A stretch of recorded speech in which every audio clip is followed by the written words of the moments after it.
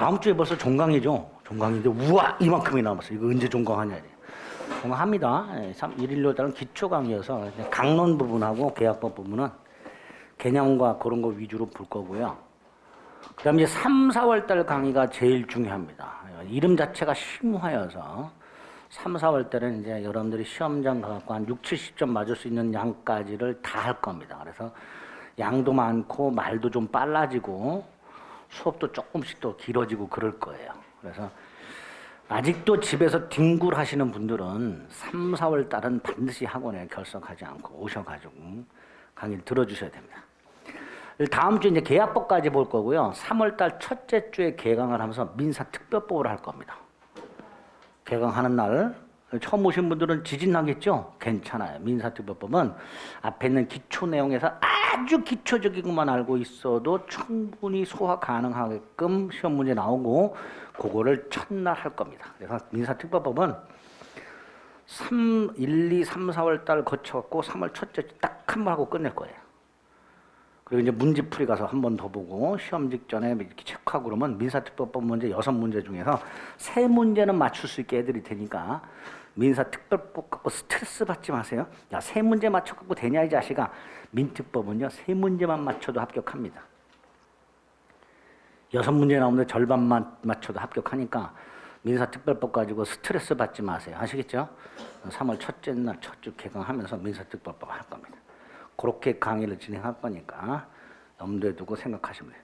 앞으로는 빠지시면 안 돼요. 모시는 분들은 괜찮은데 아직도 집에서 저 뒹굴하시는 분들 카메라를 보고 한 번 더 째려봐야지. 나오세요. 나오세요. 이제 날도 풀리고 말이죠. 얼마나 좋아 공부하기. 그죠? 이제부터 빡세게 좀 해줘야 됩니다. 자, 300페이지를 봅니다. 담보물권이라고 되어 있습니다. 일단 담보물권은 기본적인 거, 담보물권이 뭐냐, 어떤 특징이 있느냐, 이제 그것부터 좀 생각을 해봐야 되는데요. 담보라는 게 뭐라 그랬죠? 제가 기초과정에서 채권 우선 변제 확보를 줄여가지고 담보라고 한다 그랬어요.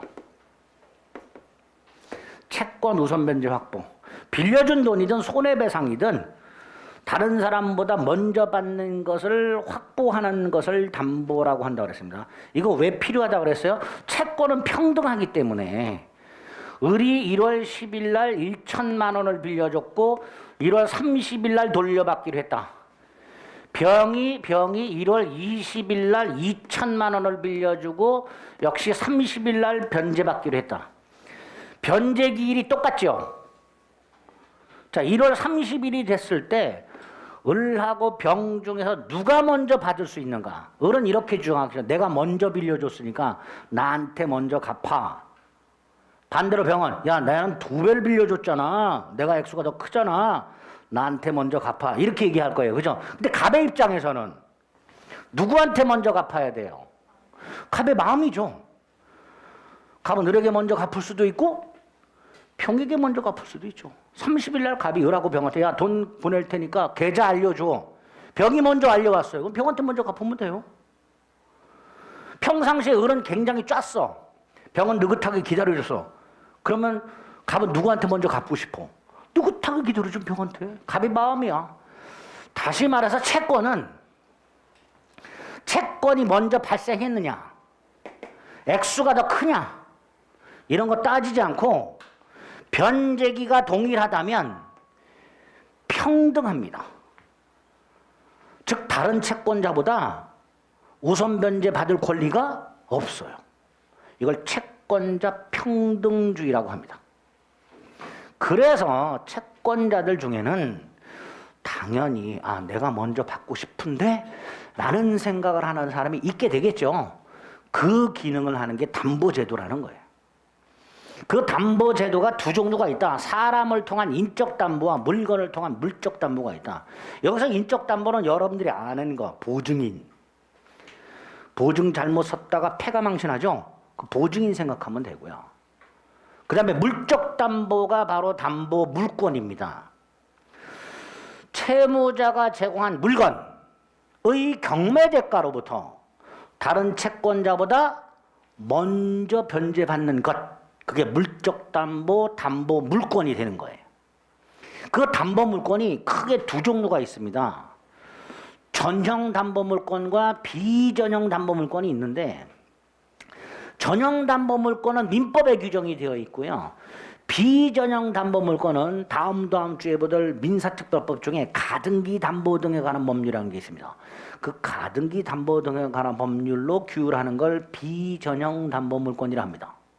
어떤 차이가 있냐? 전형 담보물권은요, 경매를 넣어서 회수해요. 경매를 통해서 회수를 해요. 반면에 비전형 담보물권은 채권자가 그 물건의 소유권을 가져가 버려요. 이게 비전형 담보물권입니다. 전형 담보물권은 경매를 통해서 회수. 비전형 담보물권은 채무자가 돈을 갚지 않으면 채권자가 그 담보물권의 소유권을 가져가 버려요. 이런 걸 비전형 담보물권이라고 합니다. 그러니까 전형 담보물권의 3개, 유치권, 질권, 저당권이 있고요. 비전형 담보물권의 3개, 가등기 담보권, 양도 담보권, 매도 담보권 이런 게 있습니다. 이 비전형 담보물권은 가등기 담보 등에 관한 법률 가서 설명을 드릴 겁니다. 이렇게 물적 담보 수단으로 활용되는 게 담보물권이다. 그 다음 오른쪽 3번 담보물권이 공통적으로 가지고 있는 특성 담보물권의 통유성이라고 부르는 게 있어요. 담보물권은요, 예를 들어서 병이 갑에게 2천만 원을 빌려주면서 갑이 병에게 자신의 아파트 101호를 담보로 제공해서 병이 이 101호의 저당권을 만약에 갖고 있다면 이 저당권은 존재 목적이 뭐예요? 요거 우선 회수하는 거죠. 그죠? 그래서 병의 2천만 원짜리 채권은 을의 1,000만 원 채권과는 달리 저당권을 통해서 을보다 먼저 회수하는 게 확보돼 있죠. 이렇게 담보물권을 통해서 우선 변제가 확보되어 있는 채권을 피담보 채권이라고 불러요. 일반 채권과 구별해서. 그래서 담보물권은 피담보 채권과 뗄래야 뗄 수 없는 그런 관계가 4개가 성립하게 됩니다. 그걸 담보물권의 통유성이라고 불러요. 부종성, 수반성, 불가분성, 물상대위성 4가지 성질이 있게 됩니다. 물론 모든 담보물권이 이 4가지 성질을 다 갖고 있는 건 아니에요. 담보물권 중에는 저 4가지 중에서 뭐 없는 게 있어요. 뭐 수반성의 예외라든가 뭐 물상대위 예외라든가 이런 것들이 부종성의 예외라든가 이런 게 있을 수 있는데 원칙적으로 담보물권은 이런 4가지 성질을 보통 갖고 있게 됩니다. 자, 그 4가지 개념을 간단하게 생각하셔야 돼요. 복잡하게 생각하지 마시고. 먼저 부종성은 깔끔합니다. 채권이 소멸하면 담보물권도 소멸. 이걸 부종성이라고 합니다. 갑이 병에게 2천만 원을 갚는 순간 저당권은 소멸해버립니다. 이거를 부종성이라고 부릅니다. 담보물권의 부종성. 채권이 소멸하면 담보물권도 소멸하는 성질. 두 번째 수반성은 병이 아직 변제기가 안 됐어. 30일이. 1월 25일쯤 됐는데 돈이 필요해. 채권을 팔아. 팔 수 있냐? 있어. 그걸 채권 양도라고 합니다. 그래서 채권을 정한테 팔았어. 그럼 담보물권도 함께 이전이 됩니다. 함께가 뭐예요? 수반. 채권이 이전되면 담보물권도 함께 이전되는 성질. 이걸 수반성이라고 부릅니다. 자, 3번째 불가분성. 갑이 병한테 1,500만 원을 갚았어. 그래서 병이 채권이 500만 원이 남았어. 근데 갑이 500만 원을 끝내 갚질 않아. 그럼 병은 101호를 경매 넣겠죠. 애초에 2천만 원이어서 전부였는데 500만 원 남았으니까 4분의 1만 경매 넣을 수 있냐? 아니다. 101호 전체를 경매 넣을 수 있습니다. 그걸 불가분성이라고 부릅니다. 즉 채권이 일부만 남아 있어도 담보물권은 목적물 전체를 경매 넣을 수 있습니다. 즉 채권을 전부 변제받을 때까지 목적물 전체의 효력이 미쳐요. 그거를 불가불성 이렇게 부릅니다. 불가불성. 마지막으로 물상대위성. 갑소유 땅이 있고요. 을이 갑에게 1억을 빌려주고요. 이 땅에 저당권을 갖고 있었어요. 아까 갑이 돈을 갚지 않으면 저당권자는 뭐 한다고 그랬죠? 경매를 넣어서 1억 회수한다고 그랬죠. 근데 땅이 수용이 되어버려요. 국가가 택지개발 등을 통해서 땅을 수용을 해버려요. 그럼 이 저당권자는 더 이상 땅을 경매에 넣어서는 1억을 회수할 수가 없습니다. 대신 갑이 받는 보상금이 있겠죠. 요 보상금에서 우선해서 변제를 받게 돼요. 요거를 물상대위라고 합니다. 물상대위. 자, 이름이 왜 물상대위냐? 원래 저당권의 객체가 토지였었죠. 근데 토지가 수용이 되고 보상금이 남았죠. 요거를 토지의 가치 변형물 이렇게 불러요. 가치 변형물. 그러면 토지가 수용이 되면 저당권자는 더 이상 토지로부터는 우선 변제 받을 수가 없고 토지의 가치 변형물 위에 대신 자리를 잡게 된다. 그래서 물상대위라고 부르는 거예요. 그래서 토지가 아닌 토지의 가치 변형물로부터 우선 변제받는 성질, 저 보상금으로부터 다른 채권자보다 먼저 변제받는다 이런 뜻이에요. 그런 걸 물상대위라고 부르게 됩니다. 이렇게 네 가지 성질이 있다. 그 다음에 302페이지를 보면 담보물권의 일반적 효력이라고 우선 변제, 물론 유치권은 없습니다. 나중에 볼 거고요. 그 다음에 이번에 유치적 효력이라고 되어 있는데 유치적 효력은 우리 강원랜드 같은 데 가서 돈 땡기다가 다 잃으면 자동차 맡기고 돈 빌리잖아요. 그게 제 최후 수단인데 얼마 전에 보니까 뭐 여자친구도 맡기는 사람이 있다고 그러는데 거기서 이렇게 맡기고 돈 빌린 사람들 이렇게 상담해 주는 사람 중에 하나가 제일 황당한 게 여자친구 맡기고 돈 빌려간 사람도 있었대요. 근데 그 여자친구도 좋다고 그것도 있었대요. 근데 돈을 못 갚아가지고 여자친구 그 돈 갚느라고 무슨 업소에서 일하고 뭐 그런 사람도 있었다고 그러던데 대단하죠. 눈 돌아가면 그렇게 되는 거예요. 도박은 절대로 하면 안 되죠. 절대로 해서 안 되는 게 두 가지죠. 도박하고 마약하고. 요새는 또 마약도 그렇게 많이 번졌다는데. 저도 애가 둘이 있어가지고 걱정이. 딸만 둘이어서 걱정. 이놈의 새끼들이 또 다 커가지고 말이죠. 말은 쥐뿔도 안 듣고 말이죠. 어떻게 남자애들보다 말을 더 안 들어.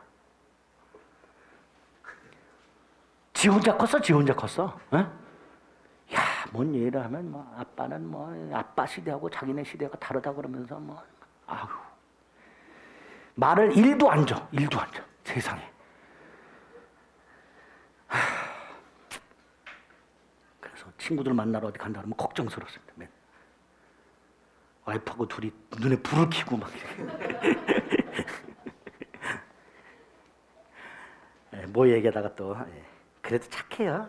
착한데 착한데 말 안 들을 때가 저 패고 싶은 생각이 그냥 굴뚝굴뚝 안 되죠. 패면 또 뭐 얘기하다가 또 글로 갔나? 유치적 효력. 우리 그 강원랜드 같은 거 보세요. 자동차 맡기죠. 돈을 갚아야 돌려주죠. 그게 유치적 효력이에요. 그래서 유치란 말은 점유 및 반환 거절. 이걸 줄여서 유치라고 합니다. 물론 저당권은 유치적 효력이 없어요. 그 다음 이제 추급적 효력이 문제인데 추급적 효력은 쫓아간다는 뜻이에요. 예를 들어서 이게 제 거예요. 이걸 누가 가져가. 이걸 누가 가져가더라도 저는 소유권을 상실하질 않아요. 그러니까 가져간 사람을 쫓아가서 이게 추급이에요. 내 거 내놔 할 수 있죠. 내 거 내놔가 뭐예요? 물권적 청구권. 이게 그걸 추구표라고 부르는 거예요. 내 소유물을 누가 가져가더라도 나는 소유권을 상실하지 않고 따라서 그 소유권에 기초하여 쫓아가서 추급, 내 물건 돌려달라 물권적 청구권을 행사할 수 있습니다. 그런데 조금 이따 보게 되는 유치권이라는 놈은 점유를 상실하는 순간 유치권은 소멸해버려요. 그러니까 유치물을 누가 가져갔어. 유치권에 기초하여 쫓아갈 수가 없어요. 가져가는 순간 유치권이라는 권리가 소멸하기 때문에 결국 유치권은 추급적 효력이 없겠지. 그래서 쫓아가가지고 유치물 반환 청구 이런 거 있을 수 없습니다. 유치권이라는 건.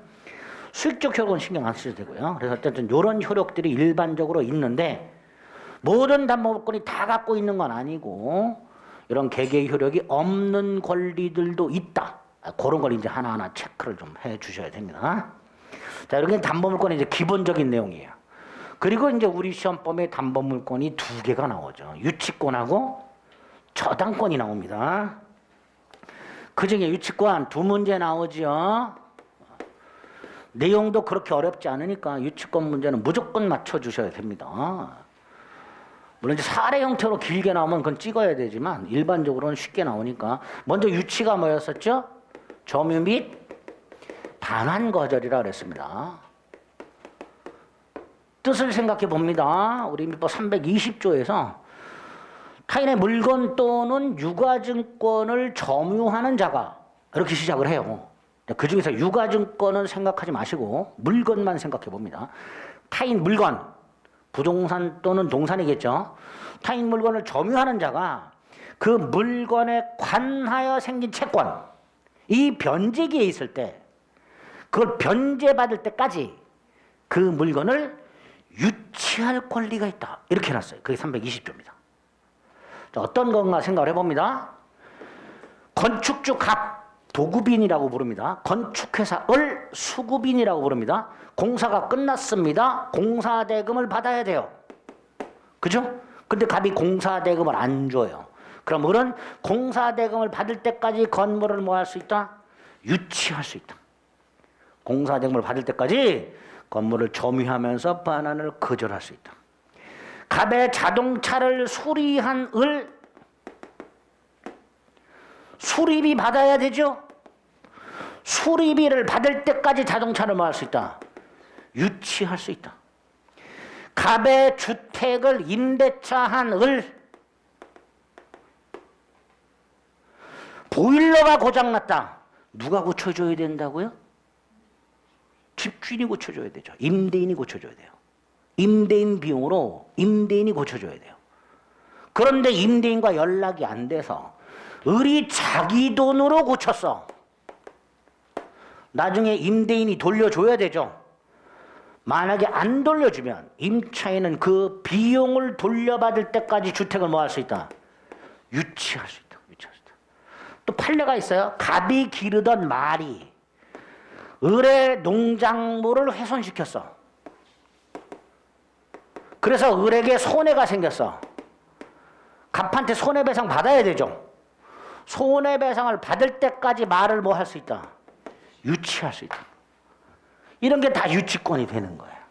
이거를 하나로 모아서 이렇게 할 수 있죠. 을은 갑소유 건물, 자동차, 주택, 말을 점유하고 그 건물, 자동차, 주택, 말 때문에 생긴 채권, 공사대금 채권, 수리비 채권, 비용상환 채권, 손해배상 채권 있죠. 그걸 받을 때까지 건물, 자동차, 주택, 말을 점유하면서 반환을 거절할 수 있다. 그게 유치권이다. 개념 잡았죠? 유치권입니다. 뜻이 있어요. 자, 이 유치권은 물권입니다. 누구에게나 주장할 수 있어요. 그래서 나중에 보시겠지만 만약에 이 상황에서 건물이 경매가 돼. 유치권자는요, 경매대가로부터 우선 변제를 받질 않아요. 그냥 존속하고요, 경락인에게도 유치권을 주장할 수 있습니다. 이게 유치권의 특징입니다. 우선 변제권이 없고 누구에게나 유치권을 주장할 수 있다. 추구표도 없죠. 을이 말을 유치하고 있었는데 간밤에 말이 사라졌어. 그럼 을은 유치권 소멸합니다. 그러니까 쫓아가서 유침을 내놔라 이런 거 할 수도 없습니다. 경매대가로부터 우선 변제권이 없다 그랬죠. 따라서 건물이 멸실되고 보험금을 받는다 하더라도 물상대위도 인정이 안 됩니다. 물상대위라는 건 가치변형물로부터 우선 변제받는 성질인데 유치권은 우선 변제권 자체가 없으니까 물상대위도 인정이 안 되는 거죠. 추구표가 인정이 안 되니까 물권적 청구권도 인정이 안 됩니다. 그래서 유치권은 특징 중에 4가지가 없어요. 뭐가 없다고요? 4가지. 우선 변제, 물상대위, 추구표, 물권적 청구권 이런 게 없어요. 우선 변제, 물상대위, 추구표, 물권적 청구권, 유치권은 이런 게 없다. 우물, 추물 이런 게 없다. 동그라미 1번. 밑에 양가로 2에 동그라미 1번. 그 다음에 다시 위로 올라가서 동그라미 1번에 동그라미 2번. 점유는 유치권의 성립 요건이면서 존속권이죠. 아까 뭐라 했어요? 점유를 상실하는 순간, 말이 도망가는 순간 유치권은 소멸한다. 3번 법정담보물권입니다. 대부분의 권리는 법률 행위나 법률 규정, 약정 또는 법정을 통해서 취득하죠. 그러나 유치권은 약정을 통해서는 취득하지 못하고 법률 규정을 통해서만 취득합니다. 약정 유치권이라는 건 없습니다. 법률 행위를 통해서 취득하는 경우는 없고요. 그래서 질권하고 한번 구별해 보세요. 우리 전당포 주인도요. 전당포 주인도 돈 갚을 때까지 물건을 반환하지 않죠. 그러니까 유치권이나 전당포 주인은 똑같이 돈 받을 때까지 반환을 거절한다는 공통점이 있어요. 그러나 전당포 주인은 계약을 통해서 생긴 거죠. 돈 빌리면서 계약했잖아요. 약정 담보물권이야. 그게 질권입니다. 반면에 유치권은 약정이 아니라 법정 담보물권이에요. 법정 담보물권. 그 유치권의 특징이죠. 그런데 이번에 양가를 보면 법정 담보물권이라고 되어 있는데 우리 민법상 법정자가 들어가는 것들은 대부분이 강행 규정입니다. 아까 봤던 건물전세권의 법정갱신, 그 전에 봤던 법정지상권 같은 것들이 다 강행 규정이에요. 강행 규정이란 건 포기할 수 있다 없다? 없어요. 그런데 유치권은요, 법정 담보물권임에도 불구하고 포기 특약을 할 수가 있어요. 이게 또 유치권의 독특한 특징 중에 하나입니다. 유치권의 성질 특징과 관련해서 1번에 동그라미 1번, 2번, 2번에 양가로 1번에 동그라미 1번. 법정 담보물권이고 유치권 성립을 배제하는 특약은 유효하다. 그 밑에 양가로에 동그라미 1번. 우선 변제적 효력이 없다. 즉 목적물이 경매되더라도 경매대가로부터 우선 변제를 받지 못한다. 따라서 가치 변형물로부터 우선 변제받는 성질인 물상대위도 인정되지 않는다. 다만 파산법상 별제권이라는 게 있어요. 파산법상 개인회생 및 파산에 관한 법률을 말하는데 채무자가 파산을 하면 법원에 의해서 파산 관제인이라는 사람이 선임이 되고 그 파산 관제인은 채무자의 남은 재산을 가지고 빚잔치를 해줘요. 이때 담보물권자들은 따로 빼서 변제를 해줍니다. 유치권자도 담보물권자이기 때문에 따로 빼서 먼저 변제를 해줘요. 그걸 별제권이라고 합니다. 그래서 꼭 별제권의 한도에서만은 우선 변제권이 있어요. 그러나 민법상으로 경매대가로부터 우선 변제받는 성질은 없습니다. 그 유치권의 특징이 됩니다. 유치권은요, 내 돈 받을 때까지 주구장창 물건을 점유하는 게 본질입니다. 누가 오더라도, 누가 와서 달라 그러더라도 나 내 돈 받을 때까지는 못 줘. 이게 유치권의 본질이다라고 생각하시면 돼요. 자, 유치권의 의의와 특징을 봤습니다. 304페이지 맨 위에 우선 변제권이 없기 때문에 물상대비성도 없다라고 되어 있습니다. 그 다음에 밑에 보면 동시이행의 항변권이라고 되어 있는데요. 항변이라는 건 뭘 거절한다는 뜻이에요. 나중에 계약법 가서 동시이행의 항변권이 어떤 건지 볼 건데 유치권하고 동시이행의 항변권은 외형이 똑같아요. 뭔가를 거절한다는 의미에서 외형이 똑같아요. 그래서 구별을 좀 하자.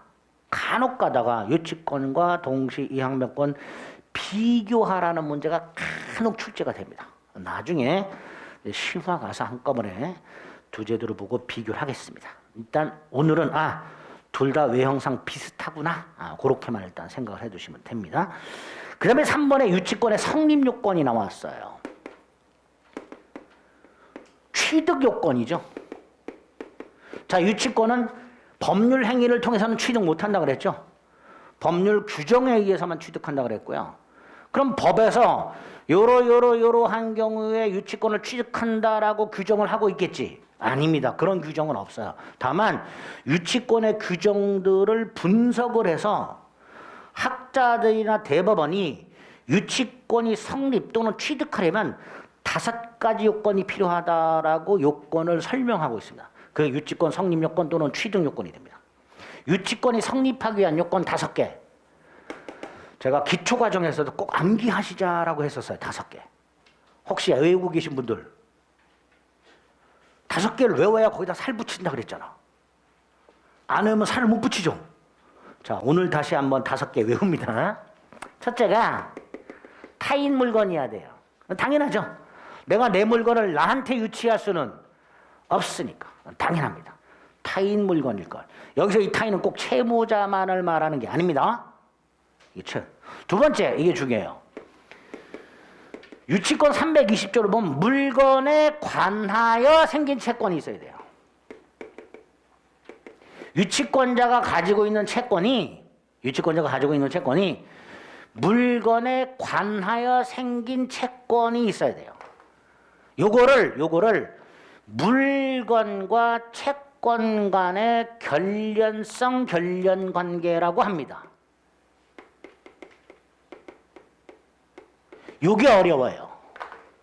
유치권이 성립하려면 유치권자가 가지고 있는 채권이 유치권자가 유치하는 물건에 관하여 생긴 채권이어야 돼요. 그러니까 이 물건에 관하여 생긴 채권이냐 아니냐, 결련성이 있냐 없냐, 이거 판단하는 게 아주 중요하죠. 대부분의 대법원 판례도 거기에 집중이 되어 있습니다. 두 번째 요건이 중요합니다. 일단은 물건에 관하여 생긴 채권 어떤 게 있냐? 대표적인 거 기억합니다.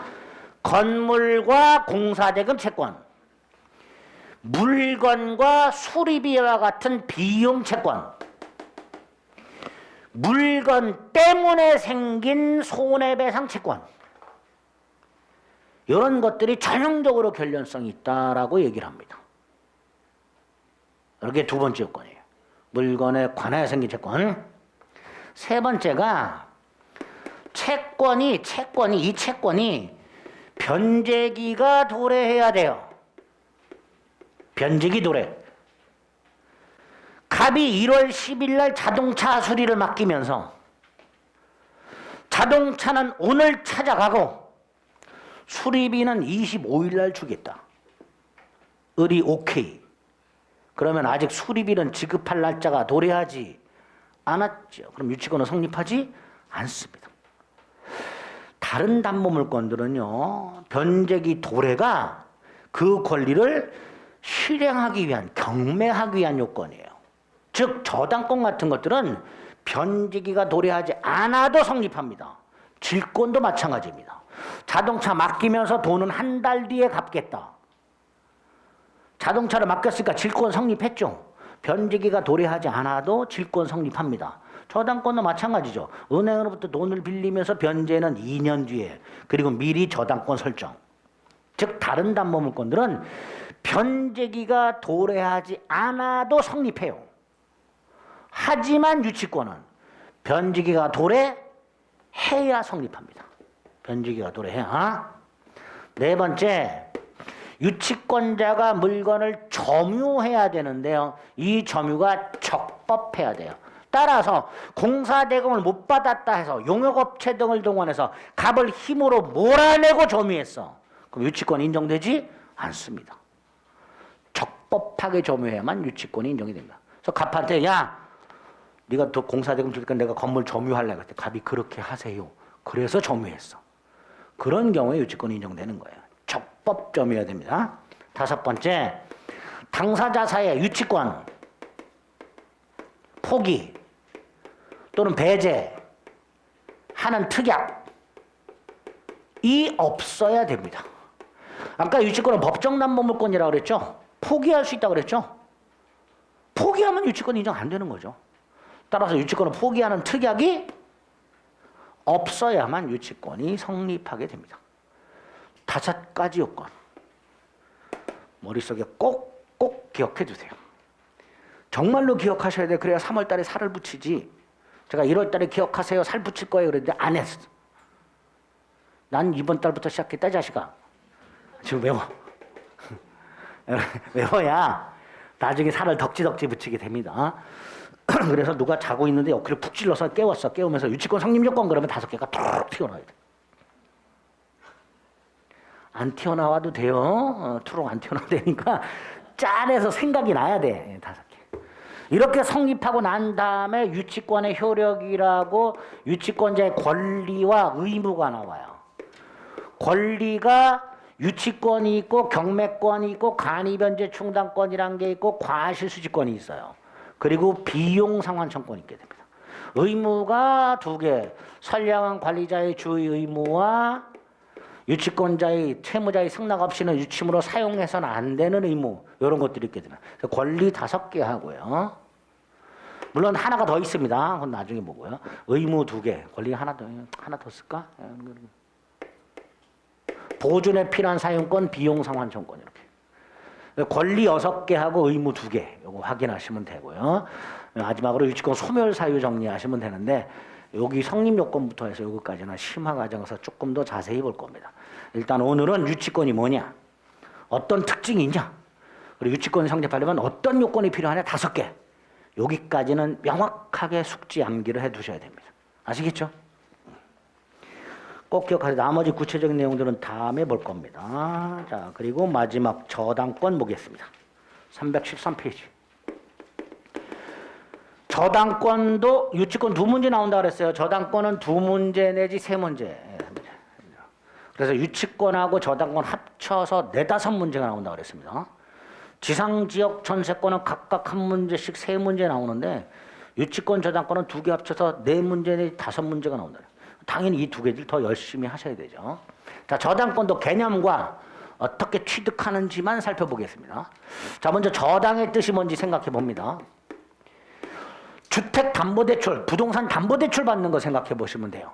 갑이 주택담보대출을 받아요. 은행에 가서 돈을 1억을 빌립니다. 그리고 갑이 담보를 제공합니다. 은행이 여기다가 저당권을 갖게 되는데요. 자, 여기서 상황을 생각해 보세요. 갑이 101호를 을한테 담보로 제공하지만 점유까지 넘겨주진 않죠. 그죠? 우리 전당포 같은 건 어때요? 자동차를 넘겨주잖아. 그리고 돈을 빌리죠. 그래서 채권자는 그 자동차를 유치하고 있다가 점유하고 있다가 돈을 갚으면 돌려주고 안 갚으면 경매를 넣는다 그랬어요. 그런데 얘는 101호를 점유한다 안 한다? 점유 안 해요. 쉽게 말하면 이 101호는 여전히 누가 거주를 해? 갑이 거주를 해요. 설정자가 계속해서 점유 사용을 해요. 즉 은행은 101호 담보물을 점유하지 않아요. 2번째, 이 을은 이런 생각을 해요. 을 어떤 생각을 할까요? 갑이 을의 생각, 돈을 갚지 않으면 101호를 경매를 넣어서 채권을 회수, 이렇게 생각을 할 거 아닙니까? 을이. 그죠? 은행은 갑에게 1억을 빌려주고 101호를 저당 잡으면서 담보로 잡으면서 갑 이놈이 돈을 갚지 않으면 101호를 경매로서 1억을 회수해야 되겠다 라는 생각을 할 거예요. 그죠? 요거를 요 101호의 교환 가치를 관념적으로 지배한다라고 말을 해요. 말이 어려워요? 을이 요렇게 생각하고 있는 거, 갑이 돈을 갚지 않으면 101호를 경매를 넣어서 1억을 회수하겠다, 요거를 교환 가치를 관념적으로 지배, 요렇게 말을 해요. 여기까지 됐죠? 아니, 이렇게 말을 한다고. 제가 말하는 게 아니라 학자들이 이렇게 말을 한다고. 그렇게 생각하고 있다가 실제로 갑이 돈을 갚지 않으면 이 생각을 행동으로 옮기겠죠. 어떻게? 경매로. 그래서 을은 생각대로 돈을 어떻게 돼? 우선 회수해. 우선해서 배당받아. 그죠? 이거를 저당이라고 부르자. 이렇게 됩니다. 요거를 거기다 권자를 붙여. 그럼 어때요? 저당권. 그죠? 이게 저당권의 뜻이에요. 313페이지의 채무 담보를 위해 채무자 등이 제공한 부동산 따위를 채권자가 직접 점유하지 아니한 채 관념상으로만 지배하다가 변제가 없을 때 환가하여 우선 변제받는 권리를 뭐라고 하자? 저당권이라고 하자. 그래서 저당권의 가장 큰 특징이 뭐예요? 이거예요. 이거 점유하지 않는다. 전당포주의나 유치권하고 다르잖아. 저당권의 특징이 되는 거예요. 점유하지 않는다. 자, 2번 저당권의 법적 성질, 약정담보물권이다. 당연하죠. 지금 뭐라 써요? 돈 빌리는 계약을 하면서 담보 설정하잖아. 그러니까 99% 계약을 통해서 취득하니까 대표적인 약정담보물권이 되는 거죠. 물론 법정 저당권이란 것도 있긴 있는데 대부분이 약정을 통해서 취득하게 됩니다. 다음 페이지, 담보물권의 통일성. 4가지가 있었죠. 부정성, 수반성, 불가부성, 물상대성 다 인정이 되는데 다만 나중에 보게 되면 근저당권이라는 놈이 나와요. 그러면 부종성의 예외라고 해서 채권이 일시 소멸하더라도 근저당권은 소멸하지 않는 그런 예외가 나오게 됩니다. 나중에 볼 겁니다. 일반적 효력, 경매권이 있고 우선변제 효력이 있어요. 그러나 2번 뭐가 없다? 유치적 효력이 없다. 왜? 점유하지 않으니까. 유치란 말이 점유하면서 반환을 거절하는 건데 저당권자는 점유 자체를 하지 않으니까 당연히 유치적 효력이 없지. 그래서 이 101호에 저당권자가 존재한다는 사실을 반드시 등기 등을 통해서 공시를 하도록 하거든요. 저당권자가 101호를 점유하지 않기 때문에 유관으로는 저 101호에 저당권자가 존재한다는 사실을 알 수가 없으니 등기 등을 통해서 등록 등을 통해서 반드시 저당권자라는 사실을 공시하라고 하고 있습니다. 그 결과 등기 등록이 가능한 것만 저당권의 객체가 될 수 있습니다. 등기 등록이 가능한 것만 저당권의 객체가 됩니다. 양가로 3번의 동그라미 2번이죠. 이런 것들이 저당권의 특징이다라고 생각하시면 돼요. 그 다음에 저당권의 성립이 나와요. 저당권 성립 이퀄 저당권의 취득이 되겠죠. 그죠? 저당권 성립 이퀄 저당권 취득. 2가지 방법. 법률 행위, 법률 규정. 근데 이거 신경 쓰지 말고 이건 법률 행위. 99% 계약을 통해서 취득한다고 그랬어요. 그죠? 그런데 이 법률 행위를 통해서 저당권을 취득 또는 성립하려면 계약, 법률 행위가 2개가 필요해요. 첫째, 돈 빌려야 되죠. 돈부터 빌리죠. 주택담보대출 받는 경우 생각하세요. 은행 가서 제일 먼저 번호표 뽑는다고 그랬어요. 그리고 상담하고 돈을 빌려요. 돈 빌리는 게 뭐예요? 금전 소비대차 계약.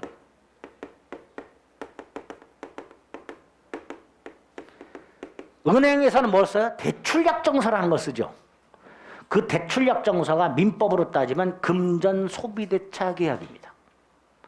자, 이 금전 소비대차 계약만 하고 돈을 빌릴 수도 있죠. 그게 뭐예요? 신용대출. 대출약정을 말하는 거예요. 이것만으로 돈 빌리는 게 우리가 알고 있는 신용대출이에요. 반면에 담보대출은 이 계약을 하면서 담보권 설정계약이라는 걸 또 해야 돼요. 즉 저당권 설정계약이라는 걸 따로 해야 돼요. 근데 이것만으로는 저당권 취득을 못해요. 뭐 해야 돼요? 등기. 저당권 등기. 왜? 법률행위고 부동산 물권이잖아요. 그죠? 등기 등록이 가능한 것만 저당권의 객체가 되니까 민법상 토지 건물이 대표적으로 저당권의 객체가 되는 거예요. 토지 건물 부동산이고 계약은 법률행위고 186조에 따라서 법률행위한 부동산 물권의 득실 변경은 등기해야 된다고 그랬으니까 저당권이 취득 성립하려면 저당권 설정 계약만으로는 안 되고 저당권 등기까지 해야 되겠죠. 그래서 법률 행위한 저당권 취득의 경우에 계약이 2개 플러스 등기 이렇게 되는 거죠. 그래야 저당권을 취득하게 됩니다. 자, 이때 돈 빌리는 계약의 당사자가 우리가 흔히 말하는 채무자, 그죠? 은행 가면 차주라 그러죠. 소비대차의 차주, 채권자, 다른 말로 대주. 소비대차 계약 당사자, 채무자 또는 채권자와 채권자 또는 차주와 대주 이렇게 불러요. 채무자가 차주, 채권자가 대주 이렇게 돼요. 대차란 말은 빌려주고 빌린다라는 뜻이에요. 임대차도 마찬가지죠. 빌려주는 게 임대인, 빌리는 사람의 임차인. 왜 임자가 붙을까요? 차임을 지급하기 때문에 임자가 붙은 거예요. 차임. 그 임이 뭐예요? 사용료. 어쨌든 소비대차 계약의 당사자가 채무자 또는 차주, 채권자 또는 대주 이렇게 될 것이고, 설정계약의 당사자는 설정자하고 저당권자라고 해요. 당사자가. 여기서 당연히 채권자가 을이라면 저당권자로 등기되는 자도 을이어야 되지요. 그죠? 채권자는 을인데 저당권자가 병으로 등기되어 있으면 그건 무효가 되는 그게 원칙이죠. 동일인이어야 되는 게 원칙입니다. 반면에 채무자와 설정자는 다를 수가 있습니다. 자, 채무자가 갑입니다. 자, 설정자가 누구냐? 이 설정자는 담보물 소유자 생각하면 돼요. 자, 갑이 은행 가서 갑의 이름으로 돈을 빌려. 그럼 갑이 채무자죠. 101호가 갑소유야. 그럼 설정자도 갑이 됩니다. 반면에 갑이 갑의 이름으로 돈을 빌려. 그런데 101호가 부인 병의 이름으로 되어 있어. 그럼 병이 설정자가 되는 거예요. 근데 이 병은 채무자가 아니죠. 채무자가 아니면서 담보를 제공하는 자, 이거를 물상 보증인, 그냥 보증인이 아니라 물상 보증인이라고 부릅니다. 자, 보통 보증인과 어떤 차이가 있냐? 보통 보증인은 채무자가 돈을 갚지 않으면 보증인이 대신 갚아야 돼요. 근데 물상 보증인은 설령 채무자가 돈을 갚지 않는다 하더라도 대신 갚을 의무는 없습니다. 즉 채무를 부담하진 않아요. 저 담보물 한도로 책임만 집니다. 그래서 물상 보증인을 채무 없는 책임이라고도 불러요. 대단히 어려운 표현인데 우리 시험에 한 번 딱 나온 적이 있어요. 표현 자체가. 그걸 뭐 물어보진 않았는데 채무 없는 책임이라는 표현이 나온 적이 있습니다.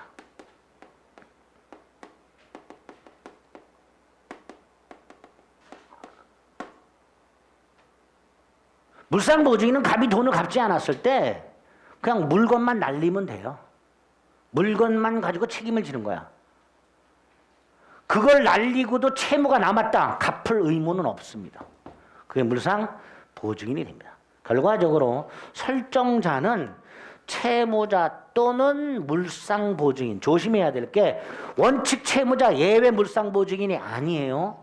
채무자 또는 물상보증인. 이걸 싸잡아서 저당권 설정자 이렇게 부릅니다. 314페이지 저당권의 성립, 법률행위에 의한 저당권의 성립. 금전소비대차 계약 등 채권을 발생시키는 기본계약 및 저당권 설정 계약과 등기에 의해서 성립하게 되고, 금전소비대차 계약의 당사자는 채무자와 채권자, 설정계약의 당사자는 설정자와 저당권자인데 설정자는 채무자 또는 물상보증인. 반면에 오른쪽 저당권자는 기억 원칙만, 저당권자는 채권자에 한하는 것이 원칙. 그럼 나중에 예외도 있겠죠. 예외는 나중에 보시고 채권자와 저당권은 동일인이 원칙. 그 다음에 밑으로 쭉 내려가면 4번에 저당권의 객체가 나와 있습니다. 밑에 두 번째 줄.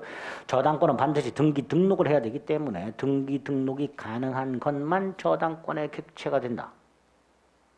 일필토지 일부의 저당권 등기 불가합니다. 따라서 일필토지 일부 저당권 안 됩니다. 등기가 불가하기 때문에.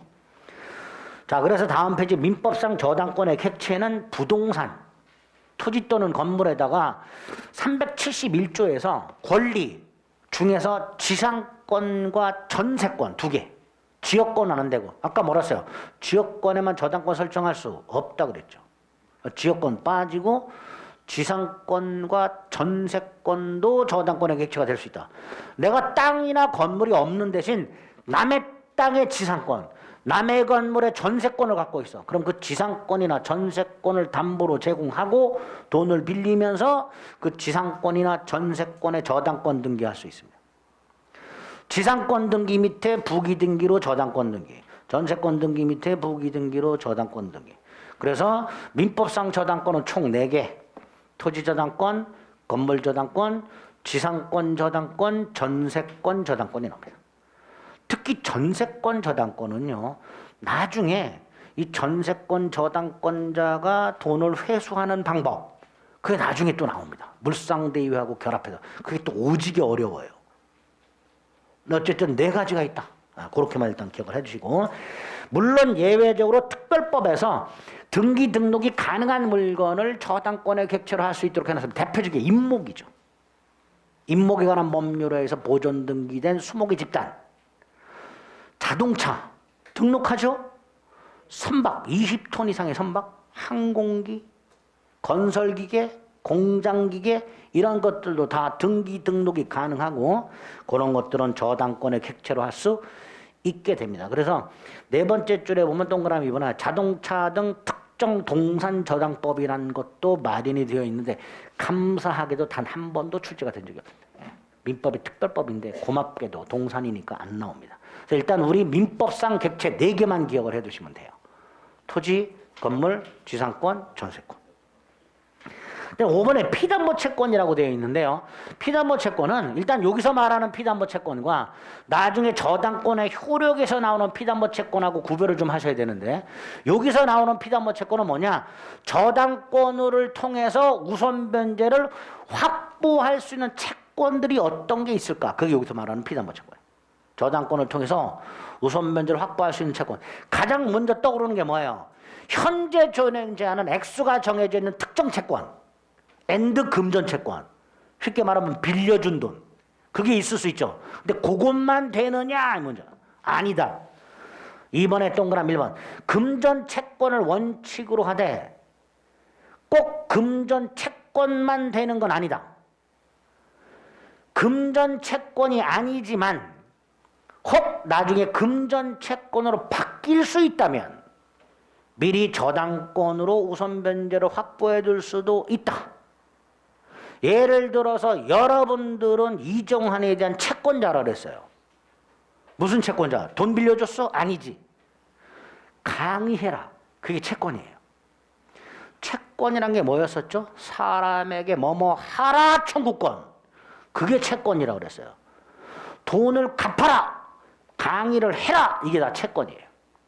그런데 여러분이 이정환이에게 강의하라는 채권을 갖고 있었는데 제가 강의를 몇 번 빵꾸를 내버려요. 그럼 여러분들은 손해가 막심하죠. 그럼 그 빵꾸를 내버린 강의에 대해서는 더 이상 강의하라고 할 수는 없고 뭘로 바뀌어? 손해배상 채권으로 바뀔 수 있습니다. 이렇게 현재는 금전채권이 아니지만 금전채권으로 손해배상 채권 같은 금전채권으로 바뀔 수 있는 것들, 그것도 담보가 가능하다. 동그라미 2번. 현재는 채권이 없지만 장래 발생하는 채권. 특히 계속적 거래계약을 통해서 장래 발생하는 불특정 채권에 대해서도 근저당권이라는 게 마련이 되어 있습니다. 예를 들어서 갑이 을한테 너 34회 시험에 합격을 하면 1억을 줄게.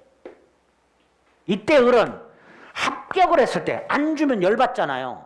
그러니까 미리 그래? 100% 담보 내놔. 저당권 설정. 해놨다가 합격을 했어. 갑한테 1억 달라 그래. 안 줘. 그럼 경매 넣어서 1억. 되냐? 된다. 현재 존재하지 않지만 장래 발생할 수 있는 채권도 미리 저당권으로 담보할 수 있다. 그게 동그라미 2번의 기억 니은. 니은은 나중에 보고. 세 번째, 여러 개의 채권. 자, 을이 갑에게 처음에 1,000만 원 빌려줬고 며칠 있다가 4,000만 원 빌려줬는데 그 다음에 또 5,000만 원을 줘. 액수가 커졌죠. 안 되겠다. 두 번째까지는 신용으로 빌려줬는데 이거 액수 너무 커졌네. 담보내나 101호. 그리고 이 5,000만 원뿐만 아니라 기존에 1,000만 원, 4,000만 원 다 합쳐가지고 저당권으로 담보할 수 있냐? 그렇다. 여러 개의 채권을 묶어서 하나의 저당권. 그럼 반대로 1억을 빌려주면서 반절 5,000만 원은 신용, 5,000만 원만 저당권으로 할 수도 있지. 채권 일부, 채권 여러 개 다 하나의 저당권으로 담보할 수 있다. 생각을 조금 더 확대해. 채무자 여럿. 정이 갑에게도 돈 빌려줘, 을에게도 돈 빌려줘, 병에게도 돈 빌려줘. 1억씩 빌려줬어. 근데 갑이 담보만 제고, 갑만. 이때 정이 3명을 모아놓고 요 101호에다 저당권을 설정한 다음에 갑에 대한 1억뿐만 아니라 을, 병에 대한 것까지 하나로 담보할 수 있냐? 그렇다. 여러 명의 채무자를 묶어서 하나의 저당권으로 담보할 수 있다. 수인의 채무자. 합의만 있으면. 이때 갑은 자신의 1억에 대해서는 채무자로서 담보를 제공한 거지만 을, 병에 대해서는 물상 보증인의 위치에 있게 됩니다. 을, 병에 대해서는. 이렇게 수인의 채무자를 묶어서 하나의 저당권으로 담보할 수 있다. 마지막. 수인의 채권자. 갑에게 을이 5천, 병이 3천, 정이 2천 빌려줬어. 그리고 갑은 101호를 담보로 제공했어. 자, 을, 병, 정은 각각 저당권 설정할 수 있습니다. 그리고 저당권이 등기된 날짜에 따라서, 순서에 따라서 1번 저당권, 2번 저당권, 3번 저당권 이렇게 할 수 있어. 그렇게 해도 되고 저당권은 하나만 설정을 하고 을, 병, 정이 채권액의 비율로 을이 10분의 5, 병이 10분의 3, 정이 10분의 2 이렇게 하나의 저당권을 수인의 채권자가 채권액의 비율로 공동 소유할 수 있죠. 근데 소유권 아니죠. 하나의 소유권을 여러 사람이 가지고 있는 게 공동 소유. 소유권 이외의 권리를 여러 사람이 가지고 있는 걸 준공동 소유 이렇게 불러요. 그리고 그 준공동 소유에도 3가지가 있어. 준공유, 준합유, 준총유.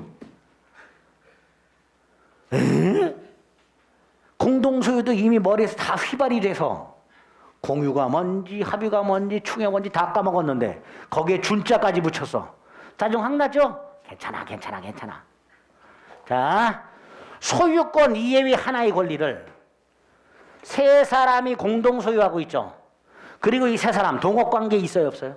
없어. 단체 구성원이 아니야? 아니야. 준, 공, 유. 이거 2년 전에 시험에 나온 적 있죠. 뭐라고? 수인의 채권자가 하나의 저당권을 채권액의 비율로 준공유할 수 있다. 수험생분들이 준공유가 뭔지 몰라서 이게 뭔 개소리야 그랬었어요. 오른쪽 메뉴에 채권자가 수인인 경우 수개의 채권을 묶어서 하나의 저당권으로 담보할 수 있고 이 경우 각 채권자는 채권액의 비율로 하나의 저당권을 준공유한다. 이럴 때 처음 시작하시는 분들 머리가 터질 것 같죠, 그죠? 감사하게도 머리는 터지지 않습니다. 우리 머리는 단단하기 때문에 절대로 터지지 않으니까 꾸역꾸역 꾸겨 넣으시면 돼. 절대로 안 터져요. 자, 여기까지가 저당권 취득과 관련된 취득만 해도 벌써 저당권. 저당권은 개념도 어렵고요. 취득하는 것도 굉장히 어렵습니다. 그죠? 내용을 들어보면 아무것도 아닌데 세밀하게 생각을 해야 될 것들이 굉장히 많아요. 효력도 마찬가지입니다. 효력은 좀 나중에 하고요. 자, 저당권에서 마지막으로 봐야 될 게 특수저당권이라고 332페이지에 가면 공동저당이라는 게 하나 나오고요. 한 장을 넘기면 근저당이라는 게 나와 있습니다. 저 개념만 접고 끝내겠습니다. 자, 공동저당을 먼저 생각해 볼게요. 그냥 듣기만 하세요. 책 보지 마시고. 책 봐야 머리만 아파. 의리갑에게 10억을 빌려줘요. 많이 빌려줬죠? 1억으로 퉁칠까? 아니 10억 빌려줬어요. 자, 갑이 땅이 두 개가 있어요. A 토지가 있고 B 토지가 있어요. 근데 A 토지는 9억짜리야. B 토지는 6억짜리야. 을 하나만 잡으면 안 되죠. 하나만 갖고는 10억 다 회수 못 하잖아. 그러니까 을이 여기도 저당권, 여기도 저당권을 취득해. 자, 이렇게 말할 수 있죠. 채권 하나, 채권 분명히 하나죠. 채권자 몇 명? 한 사람. 근데 저당권이 몇 개? 두 개. 이걸 뭐라 한다? 공동저당. 이게 공동저당이에요. 공동소유하고 다르죠? 공동소유는 하나의 물건, 하나의 소유권, 수인의 소유자. 이게 공동소유예요. 그쵸? 땅이 하나, 소유권도 하나, 갑을병이 공동소유. 하나의 물건, 하나의 소유권, 수인의 소유자. 이게 공동소유예요. 반면에 저당권, 공동저당은 하나의 채권, 1인의 채권자, 수개의 저당권. 이게 공동저당입니다. 다르죠, 개념이? 지금 외워. 공동저당이 뭐냐. 채권 하나, 채권자 한 명, 저당권 여러 개. 자, 이 공동저당은 앞으로 보게 될 저당권하고 내용이 똑같은데 다만 생각해 보세요. 갑이 돈을 안 갚아요. 그럼 을은 10억을 어떻게 회수할까? 지금 이 상황이라면 하나만 경매 넣어서는 10억을 다 회수 못하죠. 둘 다 경매 넣겠죠. 그래서 만약에 A 토지가 9억에 낙찰이 됐고 B 토지가 6억에 낙찰이 됐어. 을은 얼마 받아야 돼요? 그럼 이 9억하고 6억에서 10억을 어떻게 회수할까의 문제가 생기죠. 법원은 이 9억하고 6억 중에서 을에게 10억을 배당해 줘야 되는데 어떻게 배당을 해줄까의 문제가 생겨요. 여기서 9억, 여기서 1억, 여기서 6억, 여기서 나머지 4억, 아니면 여기서 5억, 여기서 5억. 여러 가지 방법이 있을 수 있죠. 근데 그 방법 중에서 제일 복잡한 거 10억을 9대 6의 비율로 배당. 10억을 9대 6의 비율로 배당. 요거를 안분배당이라고 하고요. 그 배당액을 계산하는 문제를 시험에 냅니다.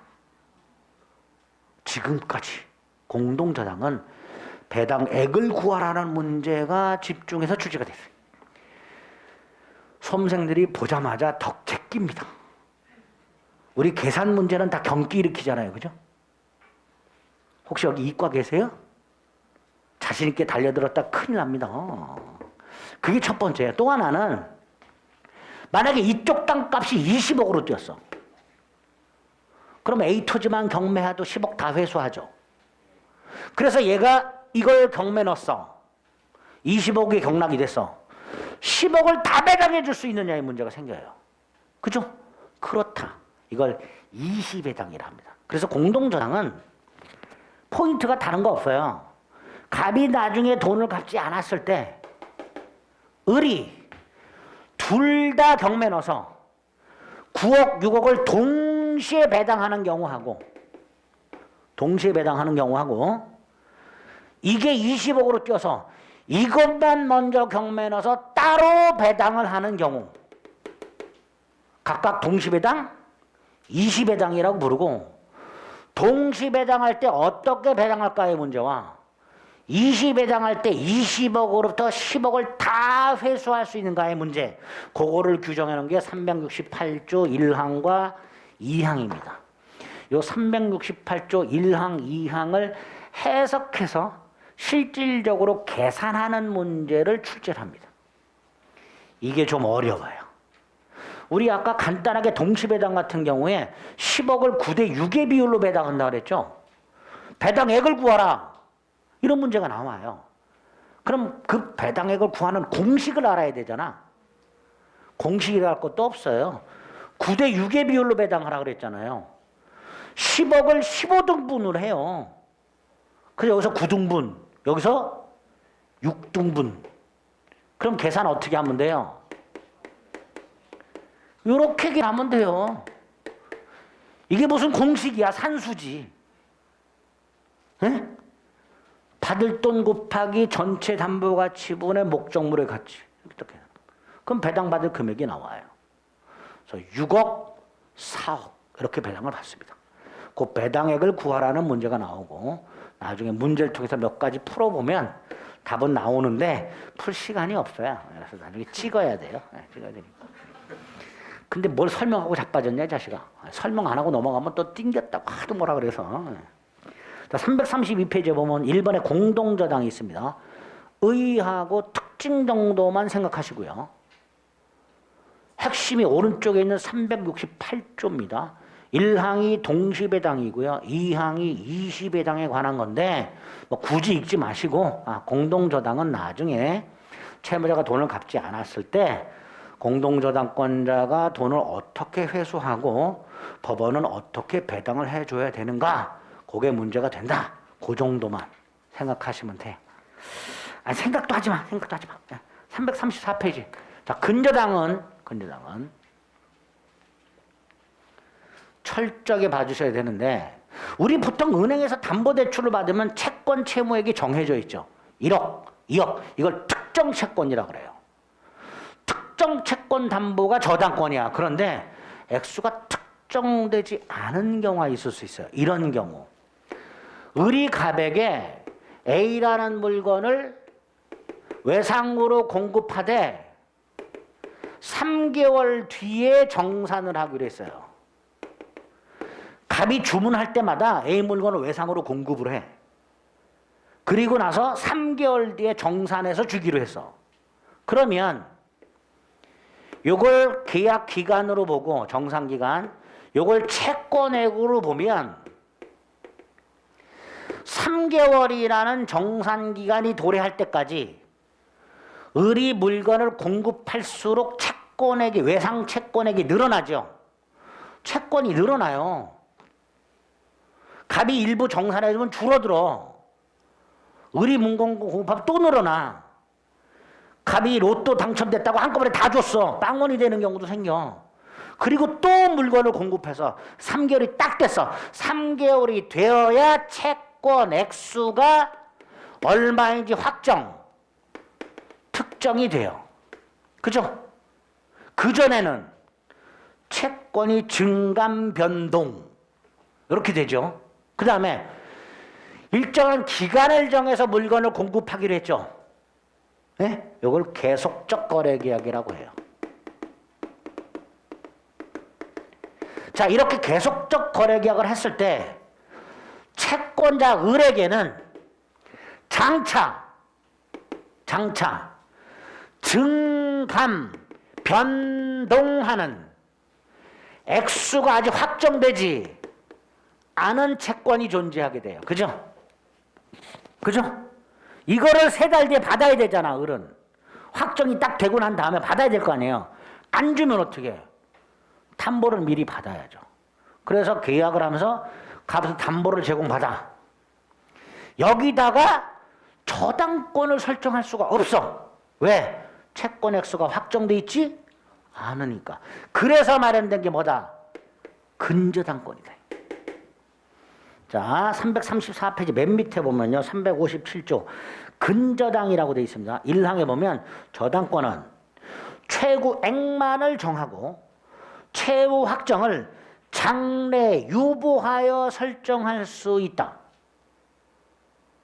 지금 설명드린 거 가지고 조문을 읽어보시면 이해가 되죠? 채무액을 확정을 장래 유보하여 저당권을 설정할 수 있다. 그 저당권을 뭐라 하자? 근저당권. 그런데 뭘 정하라고 돼 있어요? 최고액만을 정하고 이렇게 돼 있어요. 이 최고액을 채권 최고액이라고 하는데 이거 뭘까요? 이런 거죠. 을과 갑이 계약을 하면서 3개월 뒤에 채권액이 얼마일지 알아요? 몰라요? 모르죠. 모르니까 이렇게 약속하는 거야. 나중에 채권액이 얼마가 될지는 모르지만 네가 그걸 안 주면 나는 이걸 경매를 넣어서 적어도 여기까지 우선 변제 받겠다라고 우선 변제 한도를 미리 정해요. 한도. 경매 대가로부터 우선 변제 한도액을 미리 정해. 적어도 여기까지는 내가 우선 변제 받겠다. 다른 사람보다. 그 우선 변제 한도를 뭐라 한다? 채권 최고액이라고 하게 됩니다. 이런 저당권을 뭐라 한다? 근저당권. 근데 우리 현실적으로 은행 가서 담보대출을 받으면요. 액수가 정해져 있죠. 근데 은행은 일반 저당권이 아니라 근저당권을 설정해요. 이유가 뭘까요? 연체자 때문에 그렇습니다. 일반 저당권은 경매대가로부터 연체자를 1년분밖에 회수를 못해요. 근데 얘는 최고액의 한도 내에서 다 회수할 수 있어요. 그래서 은행은 담보대출하면서 원래는 저당권을 설정해야 되지만 현실적으로는 거의 대부분 근저당권이라는 걸 설정하게 됩니다. 최고액을 한도로 우선 변제 받을 수 있기 때문에 그런 걸 근저당이라 한다. 그래서 335페이지에 가면 의의가 있어요. 근저당권이란 계속적 거래관계로부터 발생하는 다수의 불특정 채권을, 불특정이란 아직 액수가 정해져 있지 않은 채권을 말합니다. 장래 결산기에 일정한 한도까지, 이 한도가 뭐예요? 최고액까지를 우선 변제 받으려는 저당권을 말한다. 그리고 특징 두 개를 오늘 기억해 둡니다. 여기까지만. 보세요. 그림에 나와 있어요. 채권이 증감 변동. 불특정이죠. 또 하나가 이거.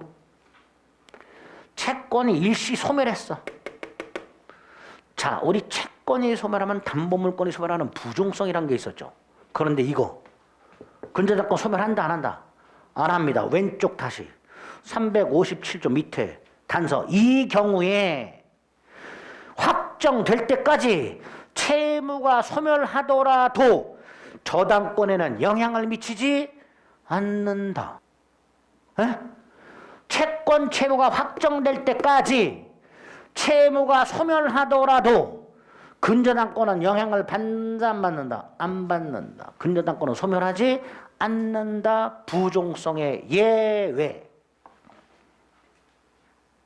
이게 근저당권의 특징이 됩니다. 일단 공동저당하고 근저당은 이런 권리구나 정도까지만 생각을 해 주시기 바랍니다. 됐죠? 오늘 5개 권리를 봤어요. 다 까먹어도 됩니다. 어떤 권리인지 개념만 정확하게 숙지하시면 돼요. 아시겠죠? 거기다 조금 더 여유가 있으면 특징 정도까지, 예. 조금 더 여유가 있으면 뭐 존속기간 갱신까지 뭐 이렇게 자꾸 반복해서 보시다 보면 그 정도는 머릿속에 새겨집니다. 아시겠죠? 그런 걸 기초로 사무할 때를 조금 더 할 거니까 좀 개념만이라도 정확하게 숙지를 해 주셔야 되겠습니다. 아시겠죠? 네, 오늘 여기까지 하겠습니다. 수고하셨습니다.